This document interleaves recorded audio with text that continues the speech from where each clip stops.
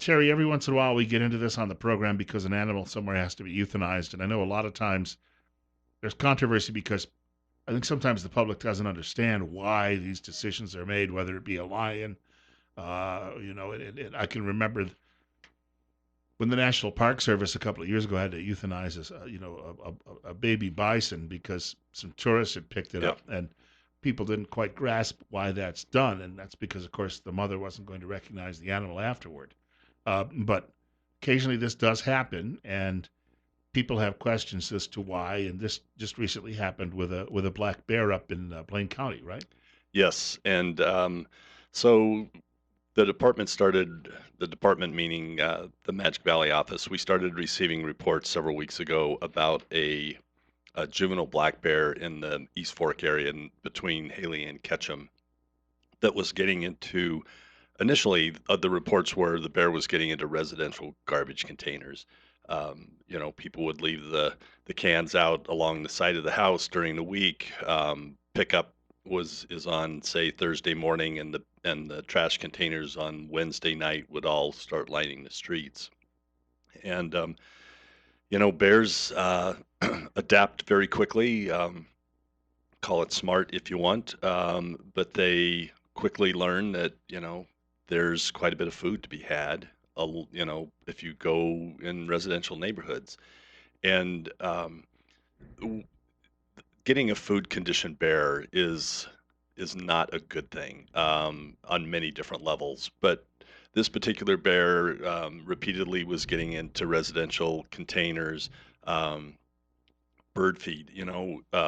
People love to have bird feeders out, attract birds into your yard, which I agree is great. But when you live in bear country, that is a high calorie food source for a bear, and they key in on that very quickly. So there was many bird feeders out in the area, people putting a lot of food out, and then as luck would have it, there were also several beehives in the area, one very large collection of hives, and you know the uh, the old Yogi Bear kind of thing. The bear found the honey, or I guess that's Winnie the Pooh, isn't it?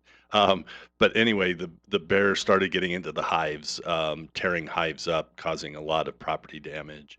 And when you get a food conditioned bear, it becomes a threat to public safety, because they start associating people with and food, and they will approach people. And if potentially you can get into a situation where if they don't get a food reward from somebody, they can become aggressive.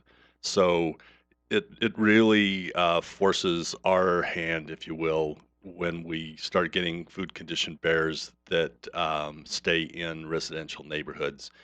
And a lot of times people will say, well, why don't you just relocate it?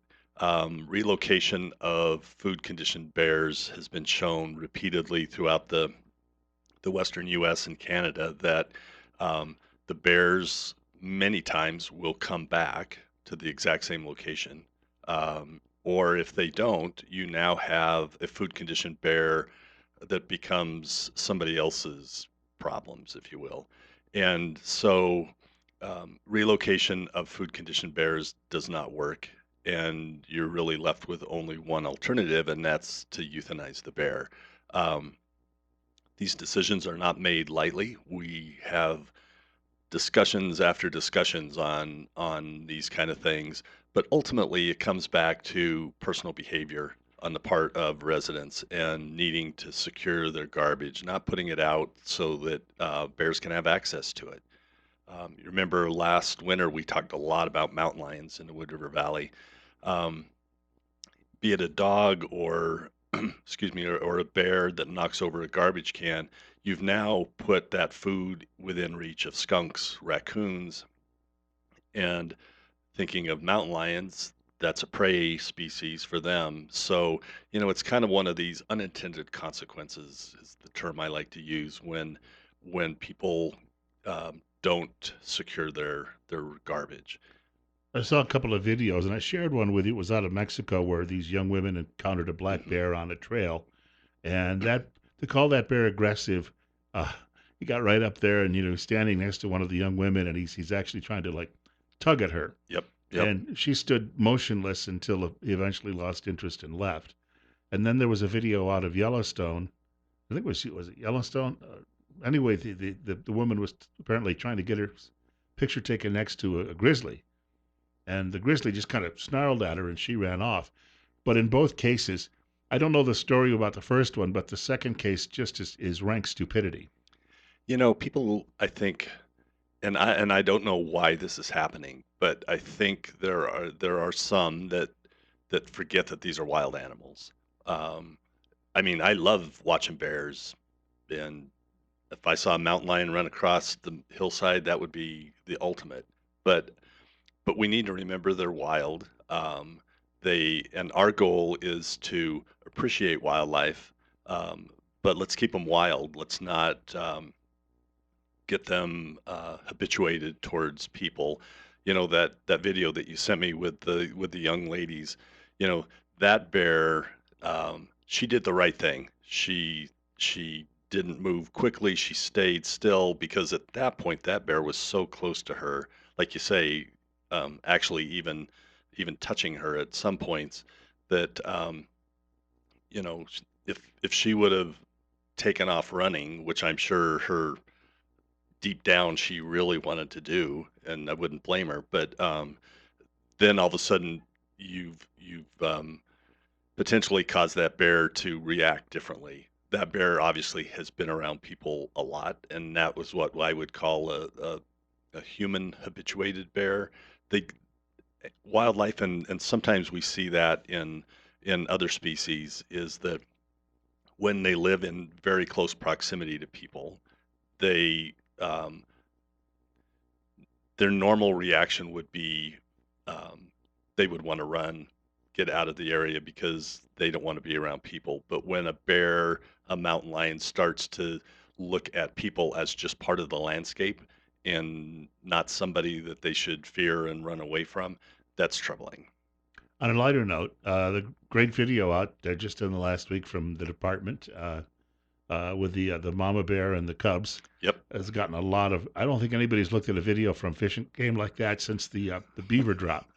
Yep, no, that's great. My counterpart over in Idaho Falls put that out, and from what I understand, this grizzly sow she's been radio collared, so they knew where her den was, and so they strategically put this game cam up, knowing that when she would be coming out of the den, they could hopefully get some good video. But I think they were surprised at.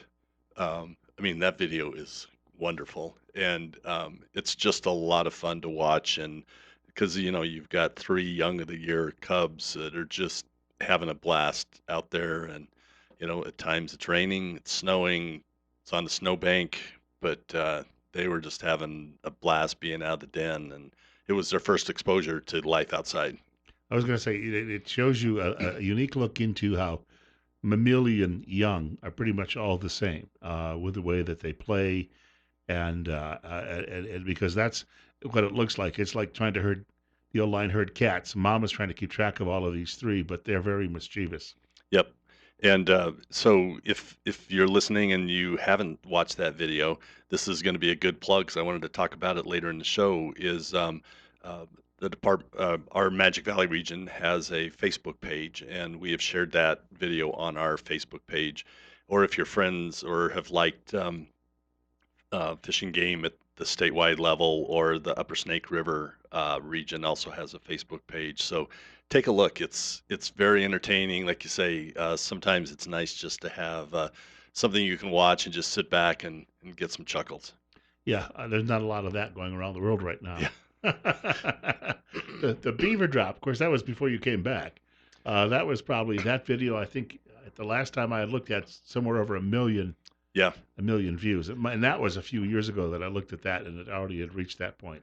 And I think in just the last few months, it was actually a Jeopardy question as well, if I remember right. But yeah, this is just one of those things where back in the day, 16 millimeter film, they documented this, and it was kind of lost and forgotten until somebody found the old film put it on a projector, and then all of a sudden it was like this treasure trove of history and yeah, it's just another one of those that you just have to sit back and smile. We've got more coming up with Terry Thompson from Idaho Fish and Game. It's 7:45. The Rush Morning Update on the way. We do want to mention we've got 64 Bill Colley 2 on Magic Valley this morning on News Radio 1310 KLIX and News Radio 1310.com.